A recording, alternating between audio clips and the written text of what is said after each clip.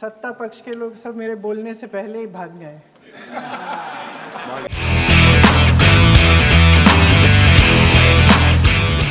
सदन में हंगामा है। ऑपरेशन सिंदूर को लेकर विपक्ष सरकार को घेर रहा है, बार बार सवाल पूछ रहा है कि ऑपरेशन सिंदूर पर चर्चा करेंगे, क्रेडिट लेंगे, तारीफ करेंगे, लेकिन ये नहीं बताएंगे कि पहलगाम में आतंकी हमला हुआ तो हुआ कैसे, वो आतंकी आए तो आए कैसे। अब उन्हें मार देने पर भी पीठ थपथपाई जा रही है, लेकिन बड़ा सवाल ये है कि वो घुसे तो घुसे कैसे, किसकी गलती और किसकी लापरवाही की वजह से ये इतनी बड़ी घटना हुई, 26 लोगों की मौत हुई। इसी पर विपक्ष सरकार को घेर रहा था। प्रियंका गांधी जब बोलने उठी, अमूमन प्रियंका गांधी बहुत सिंपल मानी जाती हैं और उनके बोलने का अंदाज जो है वो बहुत सादा, बहुत सरल, बहुत सौम्य होता है। लेकिन प्रियंका गांधी आज जब सदन में बोल रही थी तो बोलते वक्त उन्होंने कहा, जैसे ही बोलने उठती हैं उनका बड़ा आरोप ये होता है कि सत्ता पक्ष के लोग भाग गए हैं। सत्ता पक्ष के लोग सब मेरे बोलने से पहले ही भाग गए। वो ये कहती हैं कि सरकार बार बार कहती है कि कश्मीर आइए, कश्मीर आइए, कश्मीर आइए, और सरकार के कहने पर एक कपल जिसकी शादी को अभी 6 ही महीने हुए थे, वो उनकी बात मांगकर कश्मीर गया और उसकी जान चली गई। अब जिम्मेदारी किसकी है बताइए ना। हिमांशी नरवाल का जिक्र करते हुए वो बताती हैं, उनकी लाइन कोट करते हुए बताती हैं कि सरकार ने उन्हें अनाथ छोड़ दिया था। ये पूरी घटना होती रही, 1 घंटे तक ये नरसंहार होता रहा, लोगों को चुन चुन कर मारा जाता रहा, लेकिन एक मामूली सा सिपाही वहां मौजूद नहीं रहा। जो सरकार भरोसे वहां गए थे, सरकार ने उन्हें भगवान भरोसे छोड़ दिया था। इस तरीके से हिमांशी नरवाल को कोट करते हुए प्रियंका गांधी नजर आई। वो कही कि वहां हिंदू नहीं मारे गए थे, वहां भारतीय मारे गए थे। आपको जिम्मेदारी लेनी चाहिए थी, लेकिन आप जिम्मेदारियों से भागते रहते हैं। सिर्फ क्रेडिट चाहिए, सिर्फ प्रचार चाहिए, सिर्फ प्यार चाहिए, लेकिन जब जिम्मेदारी लेने की बात आती है तो आप भाग जाते हैं। आप तो देश के खिलाड़ी खेल कर लौटते हैं, मेडल लेकर लौटते हैं, आपको उस पर भी क्रेडिट चाहिए। लीजिए ना, लेकिन जिम्मेदारी भी लीजिए। ये फूलों का ताज नहीं, ये कांटों का ताज है। अगर आप सफलता पर क्रेडिट ले रहे हैं तो आपको अपनी विफलता पर भी बोलना होगा। इस तरीके की बात कही उन्होंने कहा कि जब भी इनसे वर्तमान की बात की जाए, ये इतिहास की बात करने लगते हैं, मेरे परिवार वालों की चर्चा करने लगते हैं। मुझे वर्तमान पर बात करनी है, इतिहास में नहीं। बताइए ना, आप भी तो 11 सालों से सत्ता में हैं, इस तरीके की घटनाएं क्यों हुई।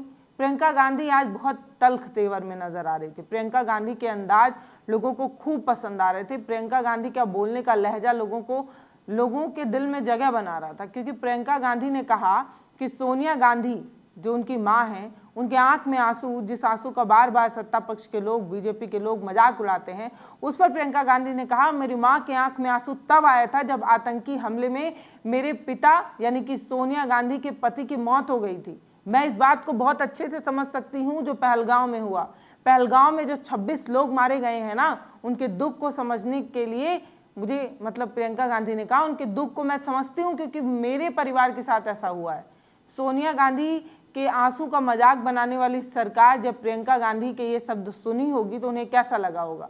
मतलब आप सोच कर देखिए कि पूरा परिवार आतंकी हमले का शिकार हो जाता है। उनके दादाजी हों, पिताजी हों, इस तरीके से किस तरीके से आतंकी हमले का शिकार हुआ है ये सभी जानते हैं। तो प्रियंका गांधी ने कहा कि मैं इस बात को महसूस कर सकती हूँ, इसीलिए मैं आज उन पर बात कर रही हूँ, इसीलिए मैं इस चीज़ पर चर्चा कर रही हूँ। लेकिन आपको अपनी पीठ थपथपाने से फुर्सत ही कहाँ है। बस क्रेडिट लेना है, क्रेडिट लेना है और क्रेडिट लेना है, इस तरीके की बात वो कहती नजर आई। अमित शाह को भी सवालों के घेरे में लेते हुए इस्तीफे की मांग की, और जो बॉम्बे में अटैक हुआ था उस पर भी चर्चा हुई, और कहा कि आप बार बार हमारी विफलता तो गिनाते हैं लेकिन अपने बारे में कुछ नहीं कहते। पहलगाम हमले से सिर्फ 2 हफ्ते पहले हमारे गृह मंत्री महोदय जी कश्मीर गए थे। किस लिए गए थे? जो सुरक्षा की व्यवस्था है इसको देखने के लिए गए थे, इसको रिव्यू करने के लिए गए थे, और उन्होंने वहां कहा कि आतंकवाद पर विजय प्राप्त हुई है।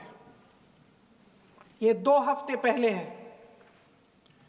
3 महीने बाद JNK के गवर्नर साहब एक आम इंटरव्यू में ऐसे ही चलते चलते कह देते हैं कि हाँ, बैसारन वैली में बहुत लापरवाही हुई और इसके लिए मैं जिम्मेदारी लेता हूँ। ऐसे ही चलते चलते और वो बात होती है, खत्म भी वहां होती है और वहीं खत्म हो जाती है। उनसे जिम्मेदारी ली भी नहीं जाती, कोई सवाल नहीं उठाता, कोई जवाब नहीं देता। अध्यक्ष महोदय, उस हमले की जिम्मेदारी एक आतंकवादी गुट जिसका नाम TRF है थोड़े दिनों बाद लेती है। मन की बात इतनी मन की बात करते हैं। और जिस तरीके से प्रियंका गांधी बोल रही थी, बोलकर उन्होंने सरकार को कैसे घेरा है, मतलब जिस तरीके से लोग हंसते नजर आए। उन्होंने कहा कि मैं सीरियस होकर बात कर रही हूँ, मैं सीरियस हूँ, इस तरीके की बात उन्होंने कही।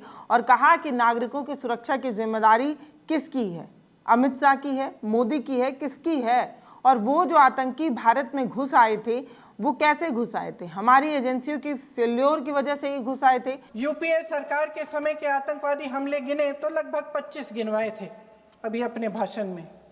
इस गुट ने कश्मीर में 25 हमले 2020 और 2025 के अंदर एक पूरी लिस्ट है इन हमलों की। मेरे पास इतना समय नहीं है, इसलिए मैं एक एक को नहीं पढ़ना चाहती, लेकिन मैं इतना कहूंगी कि इनमें रियासी का हमला भी था 2024 का, जिसमें 9 लोग मारे गए और 41 लोग घायल हुए। कुल मिलाकर 2020 से लेकर 22 अप्रैल 2025 तक TRF ने 41 सेना और सुरक्षा कर्मियों की हत्या की, 27 सिविलियन की हत्या की और 54 लोगों को घायल किया था। प्रियंका गांधी ने आज जिस तरीके से सरकार को घेरा है, जिस तरीके से ऑपरेशन सिंदूर पहलगांव पर बोला है, वो कई लोगों के बीच तारीफ बटोर रही हैं। फिलहाल आज पूरे दिन हंगामा रहा, अखिलेश यादव, राजनाथ सिंह सब बोले, लेकिन कैसे इस पूरे मुद्दे पर प्रियंका गांधी की चर्चा को अहम माना जा रहा है, वो आप हमें इस कमेंट सेक्शन में ज़रूर लिखकर बताइएगा। कैसे अपने परिवार पर चर्चा करते हुए, सोनिया गांधी पर बात करते हुए, हिमांशी नरवाल पर बात करते हुए, जिस तरीके से प्रियंका गांधी ने इतने कम समय में, करीब उन्हें आधे घंटे से कम का समय मिला था, इसके बावजूद भी उन्होंने सरकार से कई गंभीर सवाल जो है वो पूछे। कि पाकिस्तान में बैठे हुए इस हमले की योजना बन रही है कि हम भारत जाके हैवानियत करेंगे, 26 लोगों को मार डालेंगे और हमें पता ही नहीं है। क्या ये हमारी एजेंसियों की विफलता है कि नहीं है? ये बहुत बड़ी विफलता है, ये एक बहुत बड़ी विफलता है। जानते थे कि ये गुट है, जानते थे कि 5 सालों से ये आतंकवादी हमले कर रहा है, अध्यापकों को मारा, आर्मी के बड़े बड़े अफसरों को मारा, आम जनता को मार डाला, पुलिस वालों को मार डाला, और आप इन पे निगरानी नहीं रख रहे थे। और ये जो एजेंसियां हैं, इनकी जिम्मेदारी कौन लेगा? क्या IB चीफ ने अपना इस्तीफा दिया? क्या किसी ने इस्तीफा दिया?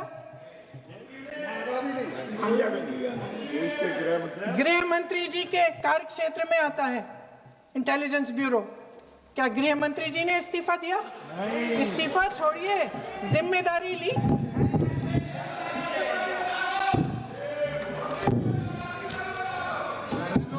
साहब देखिए, इतिहास की बात आप करिए, मैं वर्तमान की बात करना चाहती हूँ। आपको तो एक बहाना चाहिए, आपको तो एक बहाना चाहिए। पूरे परिवार का नाम गिनवा देते हैं। अरे अपनी जिम्मेदारी खुद लीजिए। 11 सालों के लिए तो सत्ता में आप हैं। नेहरू को छोड़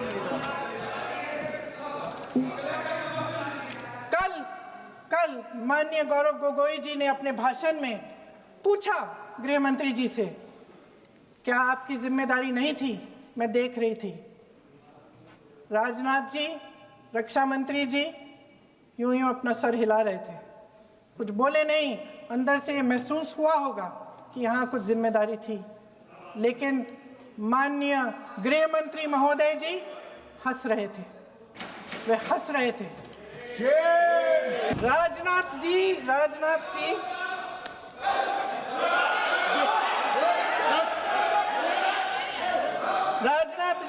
तो पुलवामा, उरी और पठानकोट के समय गृह मंत्री रहे थे। आज वे रक्षा मंत्री हैं और हमारे गृह मंत्री महोदय श्री अमित शाह जी के नाक के नीचे पूरा मणिपुर जल गया, दिल्ली में दंगे हुए, पहलगाम में हमला हुआ और आज भी वे उसी पद पर बैठे हैं। क्यों? अपनी सेना पर गर्व है कि उन्होंने इस बार भी दृढ़ता से लड़ाई लड़ी, धैर्य से लड़ाई लड़ी, वीरता से लड़ाई लड़ी। लेकिन इस ऑपरेशन का सिंदूर का क्रेडिट, उसका श्रेय तो हमारे प्रधानमंत्री जी चाहते हैं।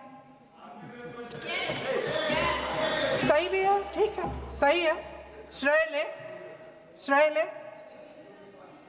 ओलंपिक्स में हमारा मेडल आता है, उसका भी श्रेय लेते हैं, ले। लेकिन सिर्फ श्रेय लेने से नहीं होता नेतृत्व, जिम्मेदारी भी लेनी पड़ती है।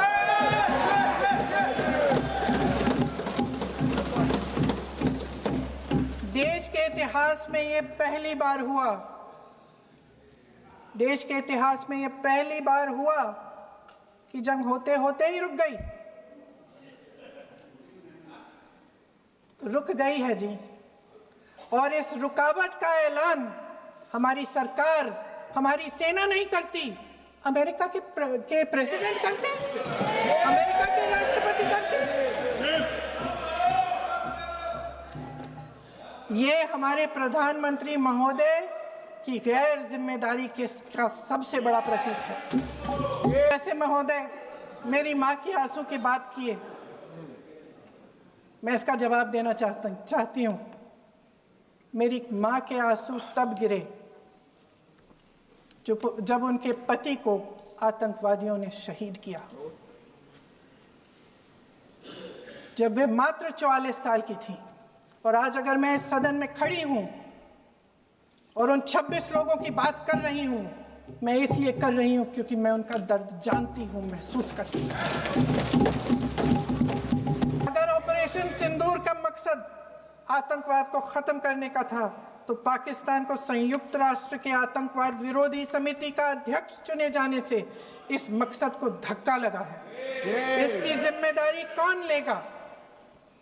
क्या हमारे प्रधानमंत्री लेंगे? क्या उनमें ये हिम्मत है? नहीं है। अगर इस ऑपरेशन के दौरान हमारे जहाजों का नुकसान नहीं हुआ, तो सदन में इसे साफ साफ कहने से क्या डर है? क्यों नहीं कहा है? कल भी रक्षा मंत्री जी ने कहा कि हमारे इंफ्रास्ट्रक्चर का नुकसान नहीं हुआ, तो जहाजों के बारे में भी बता दें, साफ साफ बता दें, क्या हर्ज है? सच्चाई तो है। सवालों से बचने के लिए ये सरकार हमेशा प्रयास करती है। इसकी राजनीतिक कायरता बेमिसाल है। देशवासियों के प्रति जवाबदेही का एहसास ही नहीं है। सच्चाई ये है कि इनके दिल में जनता के लिए कोई जगह नहीं है। सब राजनीति है, सब पीआर है, सब प्रचार है, सब पब्लिसिटी है। देश की जनता के लिए आपके हृदय में कुछ नहीं रहा।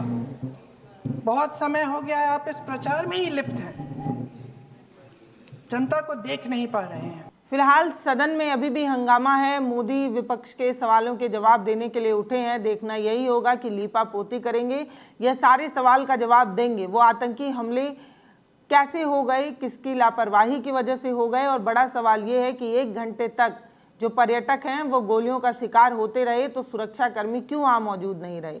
और अब जब इस पर चर्चा होने लगी, इसी बीच उन आतंकियों को ढेर किया गया है। तो क्या इंतजार किया जा रहा था कि जब सदन में बोलेंगे विपक्ष के लोग, जब हंगामा करेंगे तभी उन्हें ढेर किया जाएगा, या उन्हें पकड़ने के बीच जो ये लापरवाही थी वो किस तरफ इशारा करती है? अखिलेश यादव ने यही कहा कि उन्हें जो ढेर किया गया है ना, उसके समय पर भी उन्हें संदेह है कि आखिर उन्हें इसी समय क्यों पकड़ा गया और उन्हें इसी समय क्यों दबोचा गया। फिलहाल ऑपरेशन सिंदूर और पहलगांव पर विपक्ष हमलावर है। सरकार बचने और जवाबदेही के लिए मजबूर है।